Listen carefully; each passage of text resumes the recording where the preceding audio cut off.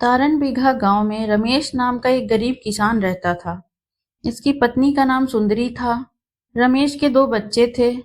रमेश के पास थोड़ी सी जमीन थी। जमीन कम होने के कारण फसल भी कम मात्रा में होती थी। किसी तरह से रमेश के परिवार का गुजारा चल रहा था।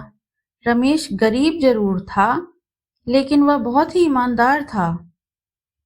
कभी भी रमेश ने गलत तरीके से पैसा कमाने के बारे में नहीं सोचा।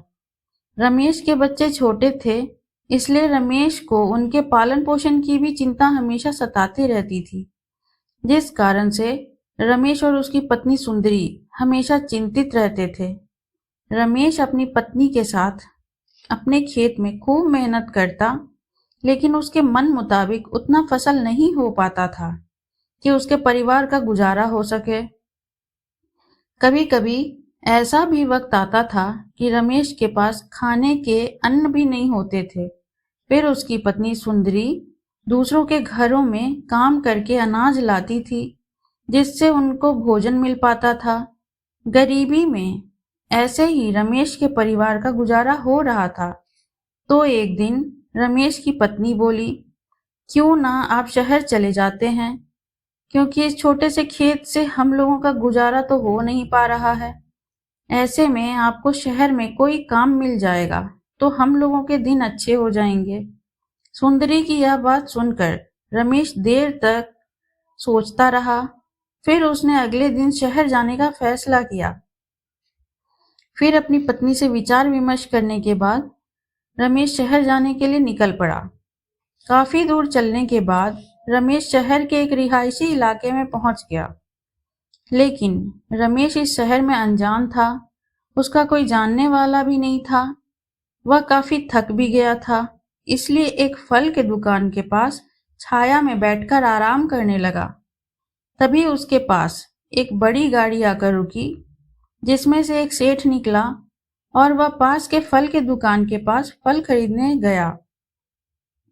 फिर वह सेठ अपने हाथ में पर्स और फल का थैला लेकर फिर से गाड़ी में बैठने गया कि अचानक से उस सेठ के पर्स जमीन पर गिर गया, जिसमें काफी पैसे और ढेर सारे कागजात थे, जो कि बहुत कीमती भी थे।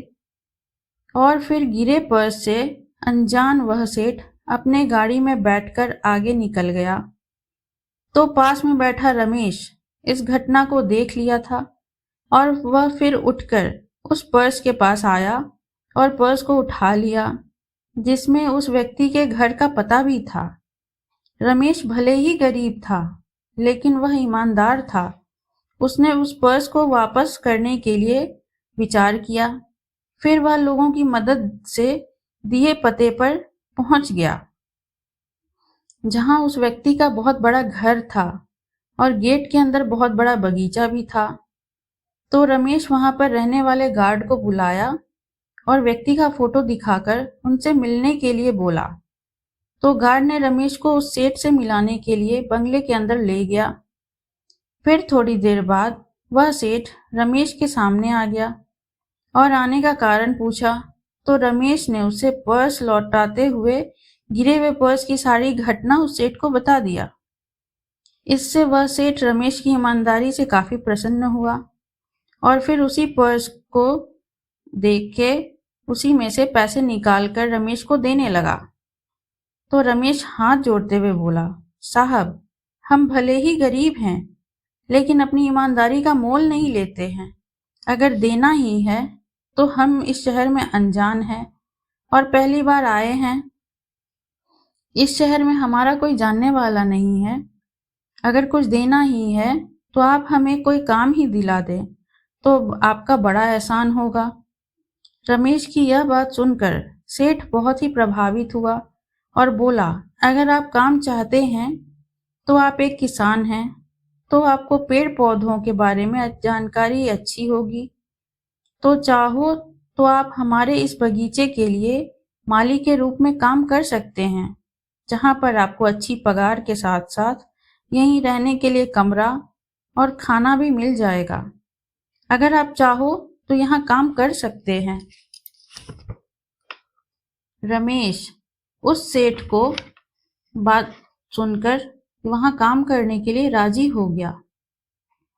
इस तरह ईमानदारी के चलते उस रमेश को अनजान शहर में भी अच्छा काम मिल गया और फिर धीरे धीरे रमेश के परिवार के दिन भी सुधरने लगे। हमें अपने जीवन में कभी भी लालच नहीं करना चाहिए। जो हमारे पास ईमानदारी का गुण है, अगर उसके साथ जीवन जीते हैं तो हमारे साथ हमेशा अच्छा ही होगा। इसी सोच के साथ अपने जीवन में आगे बढ़ना चाहिए, तभी एक सुखपूर्वक शांति का जीवन जी सकते हैं। अगर यह कहानी आपको अच्छी लगी हो तो लाइक एवं सब्सक्राइब करें और इस कहानी से क्या शिक्षा मिली हमें कमेंट में जरूर लिखें। धन्यवाद।